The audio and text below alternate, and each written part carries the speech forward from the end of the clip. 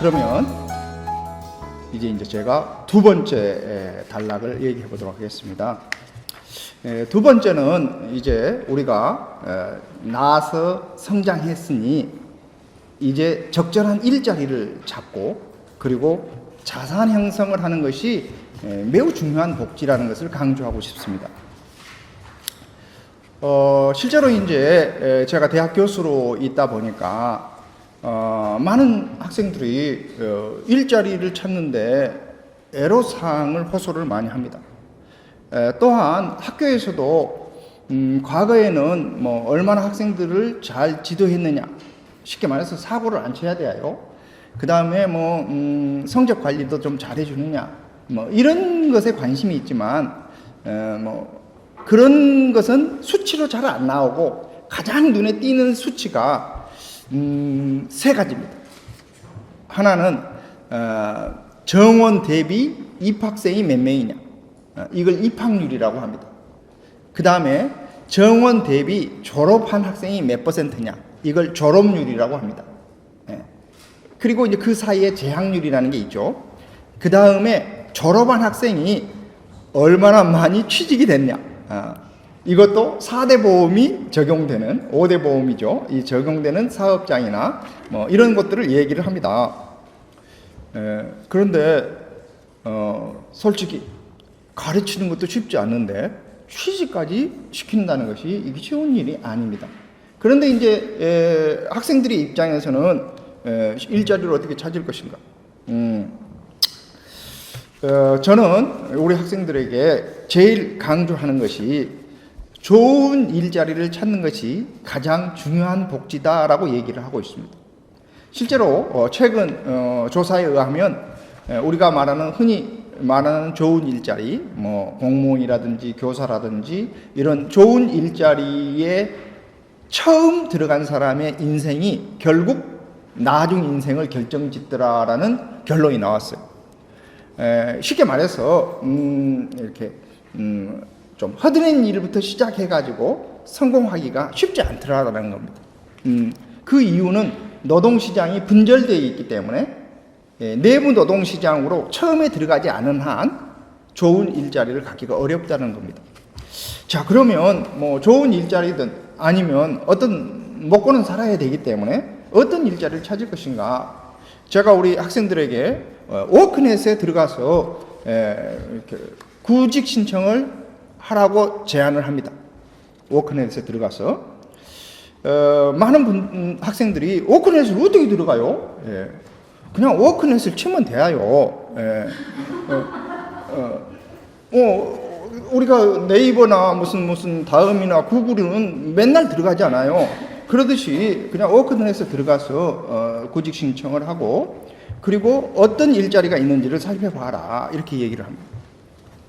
자, 그런데 실제로 우리 졸업생 중에 한 사람이 저한테 좀 따지듯이 자기 일자리를 내놔라는 학생이 있었습니다.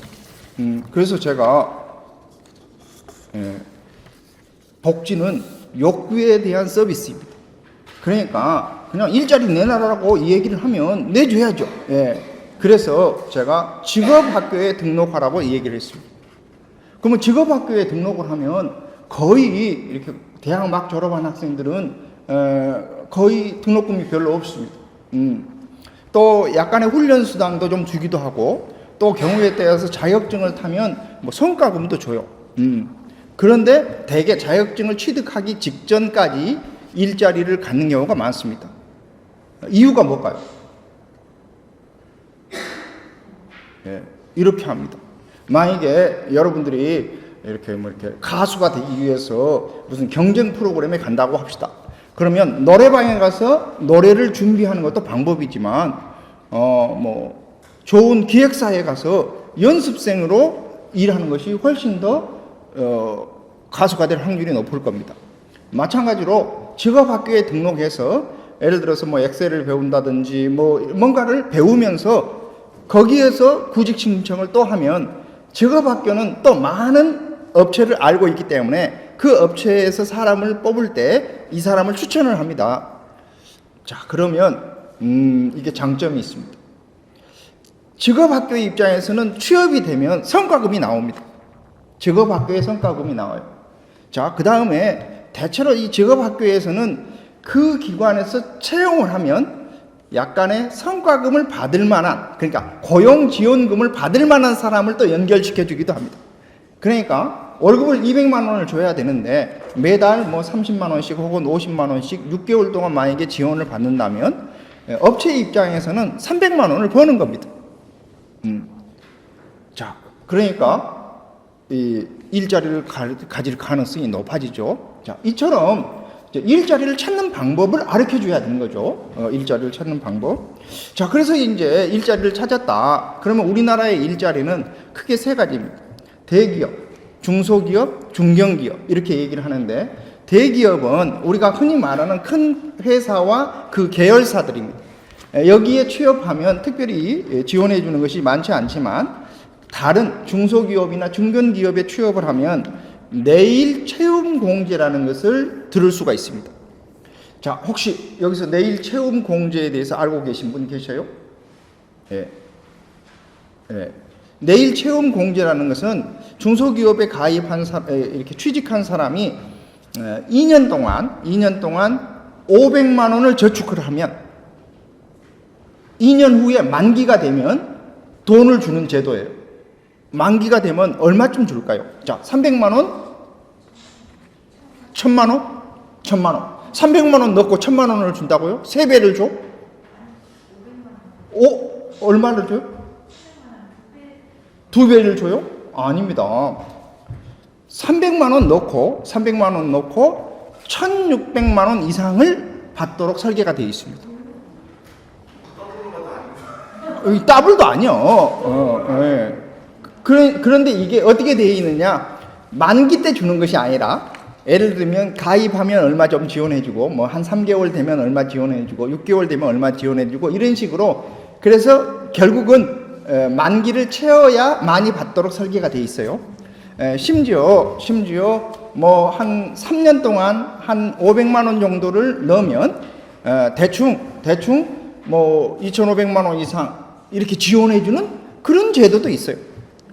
그러니까 이게 이제 청년 자산 형성 제도라고 하는 것인데, 이제 이런 제도가 있기 때문에 제가 보기에는 좋은 일자리를 찾을 뿐만 아니라 그 일자리를 계기로 해서 약간의 목돈을 마련할 수 있도록 도와주는 것, 이게 굉장히 중요한 저는 복지라고 봐요. 우리가 흔히 소도 비빌 언덕이 있어야 비빈다 이렇게 얘기를 하는데, 청년들이 뭐 매달 받는 소득만 가지고는 자기 힘으로 무슨 전셋거리를 만들려 한다든지 집 장만할 돈을 마련한다든지 하는 것이 현실적으로 쉽지 않습니다.